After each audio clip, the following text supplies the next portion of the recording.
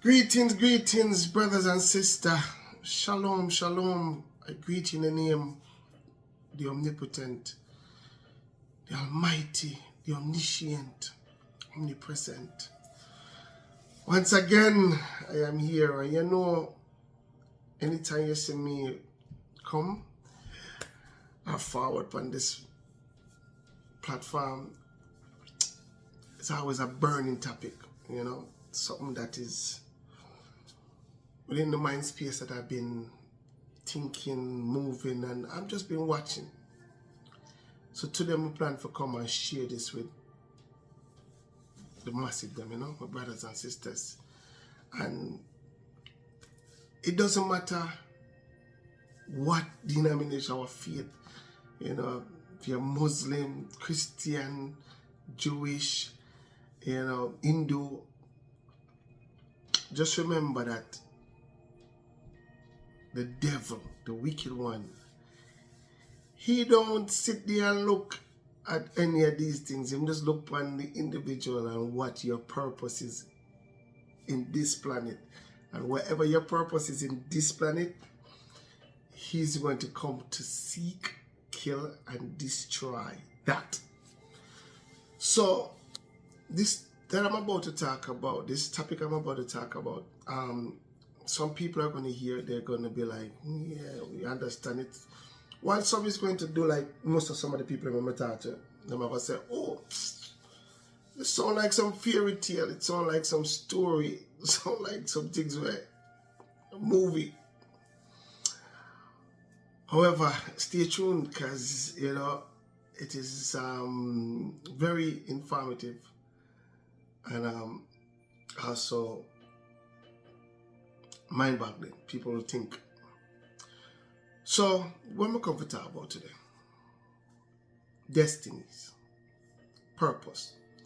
Because whether we want to believe it or not, each and every one of us that are on this planet was placed here for a purpose. There is something that we were placed here to fulfill, to do, to get done. And sometimes because of deterrence, distraction, and destruction, we get sidetracked or misled from where we are. And when I said this is that the devil can't take what the wicked one, the devil can't take what the omnipotent has for you. What he can do is use you against you or put people in places to see how strong you are, to be, you know, focus or be detoured, you know. So this is the way how he operates. He put things like obstacles, you know, because as the book said, Ephesians said, we don't wrestle with flesh and blood, but spiritual, and everything in this world is spiritual. So sometimes you argue with a man or argue with someone, and the person at the physical body don't even know what it is that is leading them to say the things that they're saying, or put them in the place of doing what they are about to do. And sometimes you hear some people say afterwards, like, what me did I think? What was I really, you know, thinking when I did this? It then goes to show you that in their mind at the time they were in a trance. So what I'm about to explain to you guys about the kingdom of the marine kingdom. The sea people, the people who are the entities of the sea. And a lot of us, again, only think that because our eyes are visually seeing certain things, this is what it is. A lot of the things that we are looking at and living around are big illusion.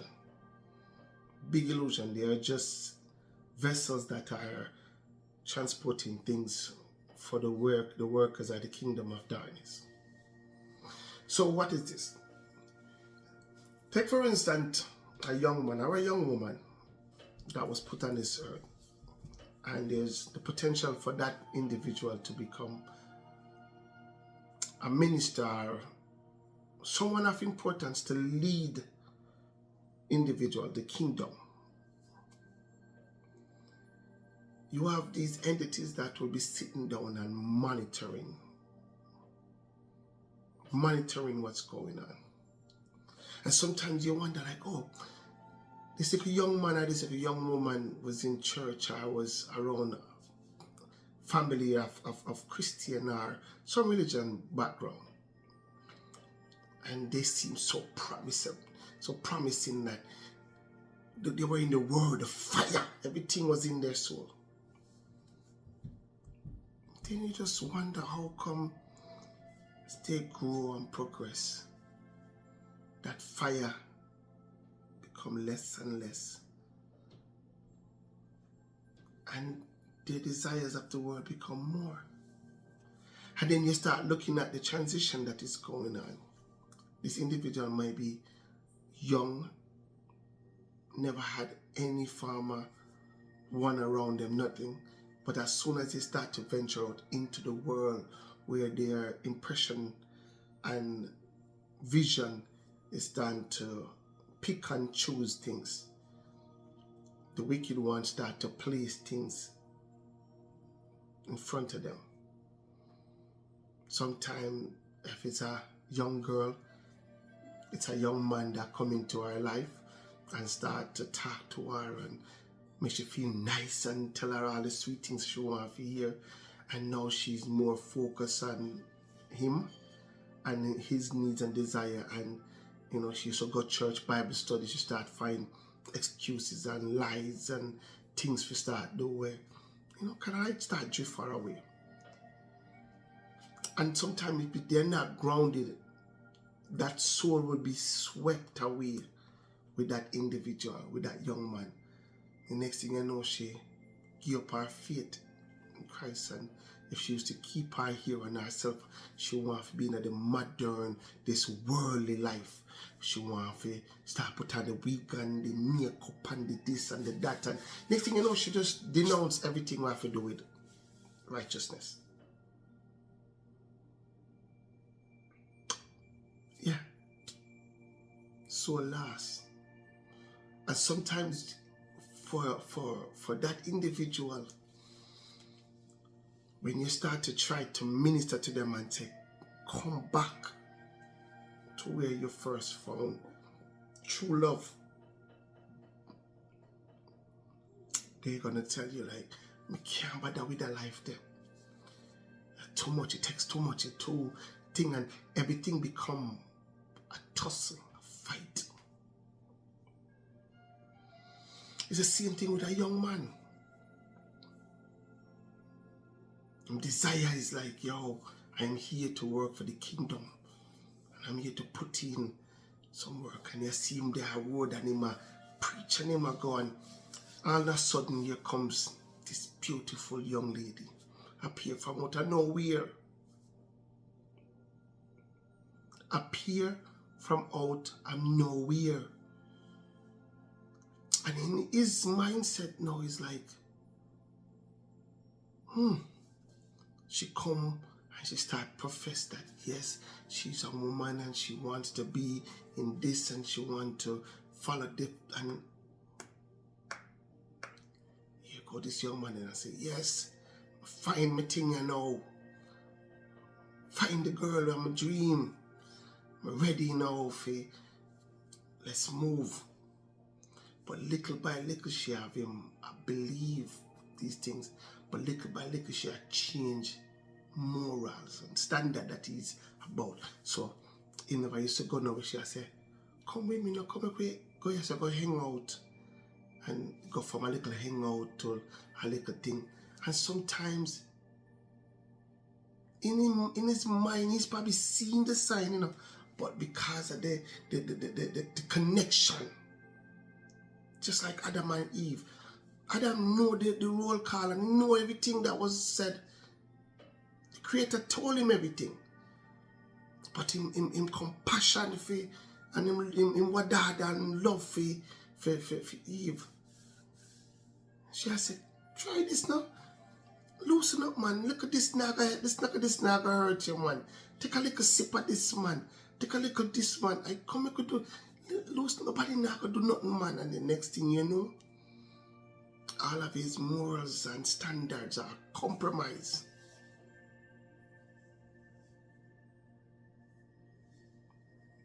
Little by little, that soul keeps drifting away.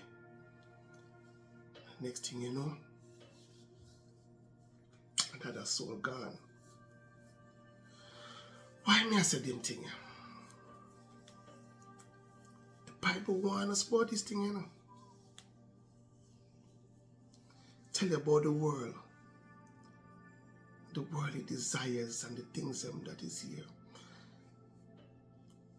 And them say, have no other creator, no other one.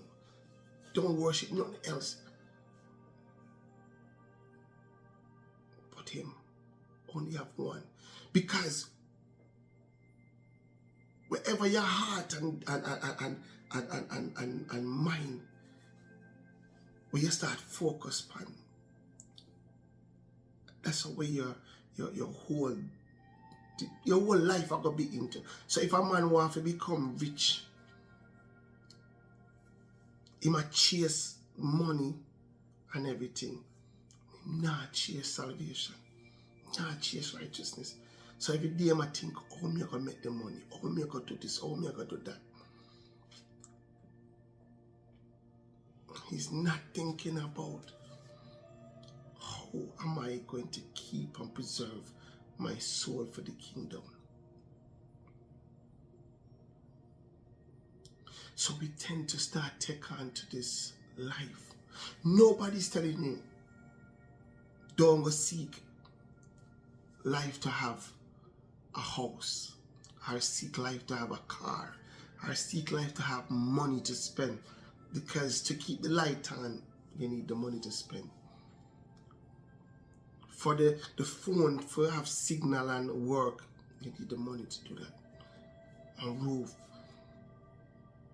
You don't pretend. Look, Job and all of them people had riches. They were faithful people. But they knew what was priority. And the priority was the omnipotent first and everything after. Like Matthew says, seek ye the kingdom of the omnipotent and his righteousness, and everything else shall be added. So if you seek these things, he will reward you. He will reward you. What it is that you want. What is it that it is for you?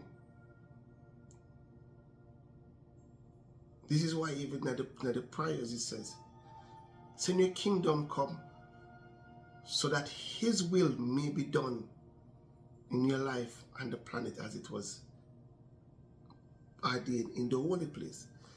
So he has plans to prosper you, for you to be good, but he wants you to be obedient and disciplined towards the kingdom. And that's when the reward will be given. But when you chase the world, I chase the high, I chase all of these things, they're just temporary. If you go drink some rum for feel good, you go high, feel nice, but what you think happen after that come down? Them tell us you have hangover, turnover, all kind of things happen to you. You smoke, you get high, you make stupid decisions, consequences come. My thing to you is this. Don't get caught up. Don't get caught up in what this world and the three-card Monty has to show you. But stay firm and diligent in what the omnipotent teaches you. The words that are written is like a blueprint, a direction for you to follow. And if you take time to follow this, the book say again, give me this day my daily bread. Him not talk about sliced bread, brown bread, wheat bread, no form of them bread. Talking about the word. Each day, as the omnipotent, for content your soul and your hunger with the word. Let him continue to let you find the word to fulfill it, because no matter sometimes if you're down or if you're up, there's a certain gravity that when time you hear certain words, if your soul is with the omnipotent, when time there's a certain words that are spoken, if the Bible is read, or if you hear a prayer, your spirit just start to get like, yes, you get stirred up in it. That's what them say. If a man shall be sad or sick, let him pray. And if it ever happen, rejoice in the omnipotent. And if him sick, let the elders them go for the church and pray for him. You see, these things are food, you know. Because that's what we live by. Man shall not live by bread alone. That bread there you talk about is a bread where you don't go buy a shop. But by each and every word that proceeded. So, bear this in mind. Don't get caught up with these things that the world have to give. They are temporary. Every single one of them, temporary. Car is pretty temporary. This is pretty temporary. The pretty girl, where you say, temporary. Woman, for the ladies them, that, and some young man where you see and him come for sweep you off your feet, temporary. Meaning that everything that the visual of the eye sees is temporary. The only thing that outlasts all of that is good salvation. Because everything that you see in its form will change. Even the flowers that blooms and beautiful in the day, by the night come or whenever it comes, it wither away. Same so with the flesh. But when you're grown and it's firm, stand solid on the omnipotent and in salvation.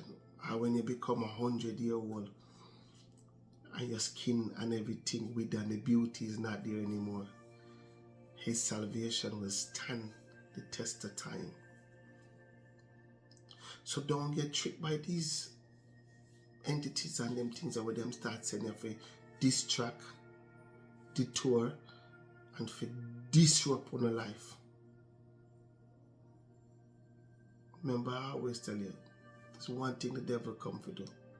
Seek out for those who he sees with bright stars. And to kill the light that is in those bright stars, so they are destroyed. To be just done. No more. Don't fall victim. Don't fall victim, my sisters. Don't fall victim, my brothers. If there is something that comes around you that don't serve its purpose in building you, if it's a man come around you, females, and when him come around you, you find out that there's more things to bring you down than to elevate you in the word, avoid him. And for men, if there's a woman that come into your life that is not helping your spiritual growth to go up, but it's just more to bring you down, avoid her. Remember this. Seek the omnipotent first and in kingdom, and everything else will be added. Walk good. Stay safe. And may the omnipotent sanctification be with you all. So long.